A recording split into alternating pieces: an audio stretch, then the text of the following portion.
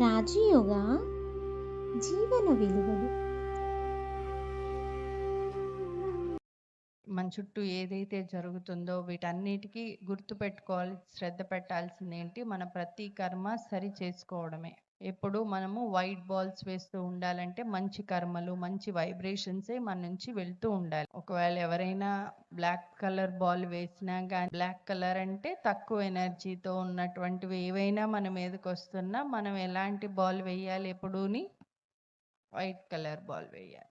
ఒక వారం రోజుల కోసమే మనం వైట్ బాల్స్ వేయడానికి అందరూ రెడీయా?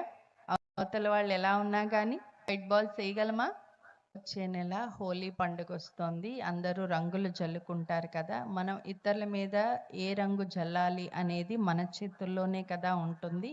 కాబట్టి మనం ఎలాంటిది చెయ్యాలి అనేది కంట్రోల్ మన దగ్గరే ఉంది. అది ధ్యాస పెట్టుకోవాలి ఏం చెయ్యాలి. మనం చేసుకున్న కర్మలు మన భాగ్యం అంటే కేవలం ఈ జన్మకే కాదు, ఆత్మ ఈ శరీరం వదిలి వెళ్ళినా వెంట ఏమీ పట్టుకెళ్ళదు, ఏమీ వెంట రావు. మన చుట్టూ ఉన్న వాళ్ళు కానీ మనం సంపాదించుకున్నవి ఏవీ రావు. కేవలం మనం చేసుకున్న కర్మలే మన వెంట వస్తాయి.